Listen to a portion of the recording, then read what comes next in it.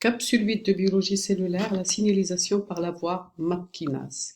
Alors, la voie de signalisation MAP kinase concerne les médiateurs chimiques locaux qui sont synthétisés par une cellule voisine, c'est le mode paracrine, par une cellule donnée vers une cellule voisine, c'est le mode paracrine, ou vers une cellule sécrétrice. Capsule 8, voie de signalisation de biologie cellulaire. Capsule 8 de biologie cellulaire, voie de signalisation MAP kinase ou mitogène activated kinase. La voie de signalisation MAP kinase concerne les médiateurs chimiques locaux, comme les facteurs de croissance, les histamines ou les cytokines, qui sont synthétisés par une cellule localement, puis diffusés vers une cellule voisine, c'est le mode paracrine, ou vers la cellule elle-même, c'est le mode autocrine. Ils utilisent des récepteurs type RCE, c'est-à-dire couplés à une enzyme qui peut être de la tyrosine ou de la thréonine sérine. Voilà des différents types de récepteurs couplés à la tyrosine, RTK, c'est-à-dire là qui concerne le GF, l'insuline, qui concerne le NGF, le FGF ou le PDGF ou le VEGF par exemple. Alors comment ils marchent ces récepteurs, comment ils fonctionnent? Ils ont déjà un domaine extracellulaire avec un site spécifique au ligand, un domaine intracellulaire qui le fixe dans la membrane plasmique et à l'intérieur il y a une partie c'est-à-dire un domaine intracellulaire avec une enzyme. Le pouvoir catalytique de l'enzyme n'est révélé que lorsque le ligand est fixé sur son site. Alors, ce qui entraîne, comme vous voyez là, la dimérisation donc, du récepteur et puis une phosphorylation de l'enzyme. Sur la phosphorylation a lieu sur l'acide aminé tyrosine, le OH de la tyrosine, donc d'où le nom de tyrosine kinase. Dans le cas de l'enzyme sérine thréonine kinase, la phosphorylation a lieu sur un acide aminé aliphatique de la sérine. Donc il dimérise aux phosphorylations et puis chaque phosphorylation recrute une molécule. Donc là il y a plusieurs molécules qui vont se fixer sur la base du récepteur, à la base du récepteur. On va parler donc de signalosomes parce que ce sont ces molécules qui vont induire qui permettent de transmettre le signal à l'intérieur de la cellule et on va prendre des exemples.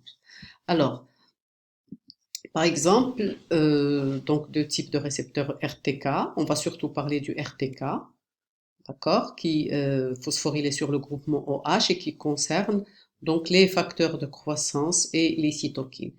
La sérine thréonine kinase concerne surtout, ce sont des récepteurs au TGF, tumor growth factor, ou tumor necrosis factor, ou le NGF, qui sont des facteurs de l'inflammation libérés lors des réactions immunitaires que vous allez voir en deuxième année.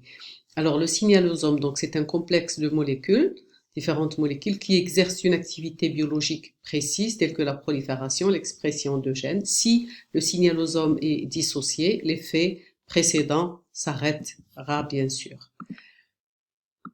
Alors, voilà l'activation du signal, comment elle va avoir lieu. Elle a lieu donc par fixation, donc là on prend le cas du PDGF, fixation du récepteur, du ligand sur son récepteur qui va dimériser, activation de la kinase qui va entraîner une phosphorylation, une autophosphorylation des kinases du récepteur ou une phosphorylation croisée, chacun phosphoryle l'autre enzyme ou l'enzyme en face, ok, ce qui induit l'activation de cette tyrosine et par la suite ça va recruter sur les P, là ils vont recruter différentes molécules qui vont entraîner un effet. Et alors deux voies se présentent dans ce cas-là, c'est la voie des MAP kinase ou mitogène activated kinase qui active la prolifération et puis la voie PI3 kinase AKT ou la voie PKB que vous allez voir plus tard et qui concourt aussi au même effet. Les MAP kinases, donc c'est une réponse cellulaire à divers stimuli tels que les mitogènes, donc MAP mitogène activated kinase, au stress osmotique aussi, au choc thermique dans la cellule, à des cytokines pro-inflammatoires également, comme l'IL2, l'IL6, l'IL12, entre autres. Alors, il régule les fonctions cellulaires de prolifération, d'expression de gènes, mais aussi de différenciation, de mitose, de survie cellulaire et d'apoptose. Alors, on les désigne aussi les ERK ou extracellulaire Signal Regulated Kinase. Alors, Voilà la voie des MAP kinases. Par exemple, là, vous avez le facteur de croissance, le stimulus. En vert, là, vous avez la partie du récepteur membranaire. Alors, ça va activer parmi les parties recrutées, les molécules recrutées au niveau du signalosome, vous avez la petite protéine G-RAS ou RAC, entre autres, c'est deux exemples. Alors, RAS va activer la dékinase, donc une cascade de kinase va être activée dans les deux cas. Là, c'est RAF, là, c'est MAP kinase kinase 1, là, c'est MAP MEC kinase kinase 1 et MAP kinase kinase 4. Et puis après, ça va activer des protéines, c'est-à-dire des facteurs de transcription. Là, ça concerne, là, c'est la partie nucléaire. Ici, en rose, c'est la partie cytosolique. Et là, les facteurs de transcription vont aller activer des gènes, ce qui activera la prolifération, la survie des divisions cellulaires, entre autres. Donc là, vous avez l'activateur au niveau du signalosome. Là, c'est les kinases à ce niveau-là, jusqu'à activer la MAP kinase, ici JUNC ou ERK1 et 2. Là est le substrat au niveau du noyau. Là, c'est la partie kinase qui va vers le noyau pour activer les facteurs de transcription, le CJUN ou le LK1, par exemple. Alors, activation donc du récepteur MAP kinase entraîne l'activation des petites protéines GRAS. Alors, RAS, le nom RAS vient du rat sarcoma, donc des rats, on l'avait découvert sur des rats sarcomateux, ou RAC. Au début, on croyait que RAC, le nom c'est RAS, Related C3 Botulium Toxin Substrate. On croyait que RAC était un substrat de RAS et finalement, on a compris que c'est également une petite protéine G qui fonctionne en parallèle avec la petite protéine G RAS. RAS et RAC, donc, sont des petites protéines G monomériques, pas comme la grande protéine G, alpha, bêta, gamma du RCPG, et sont sous-membranaires aussi, liées à la membrane plasmique par farnésylation, comme le PIP. Alors, l'activation de RAS ou de RAC induit l'activation donc d'une cascade de kinases par des phosphorylations successives qui aboutissent à l'activation de facteurs de transcription nucléaire qui induisent la réponse cellulaire de prolifération et d'expression de gènes. Les MAP kinases s'activent les unes les autres.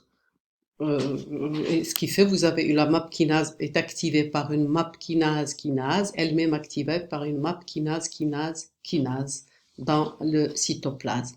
Les MAP kinases phosphorylent des facteurs activateurs nucléaires, mais ils peuvent activer aussi des kinases cytosoliques. Voilà un exemple de voie MAP kinase. Voilà, le GF se fixe sur un RTK récepteur couplé à la tyrosine kinase. Et là, pour activer RAS, il y a un intermédiaire, remarquez-le là, GRB2, une petite protéine Growth Factor Receptor Bound Protein 2, qui utilise un adaptateur, une protéine SOS qu'elle va activer. Le SOS est un échangeur de GDP en GTP au niveau de RAS. RAS non active ou au repos, elle est sous forme GDP. Pour l'activer, il faut le GRB2 qui active SOS, qui est un échangeur de GDP contre la GTP, ce qui va activer la RAS, qui va en s'activant, il va aller donc activer des kinases à l'intérieur de la cellule. Si le GF, donc c'est qui va activer des kinases de la prolifération ou bien activer des facteurs qui vont entraîner l'apoptose dans la cellule. Alors, dans de nombreux cancers, RAS présente une mutation ponctuelle qui le rend constitutivement actif. Donc, RAS muté va entraîner l'activation de MAP kinase en continu, ce qui entraîne une prolifération continue. On dit RAS est une protéine oncogène.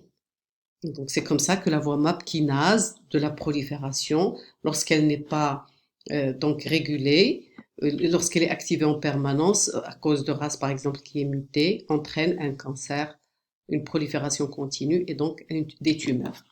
Je vous remercie, c'est la fin de cette capsule. Merci beaucoup.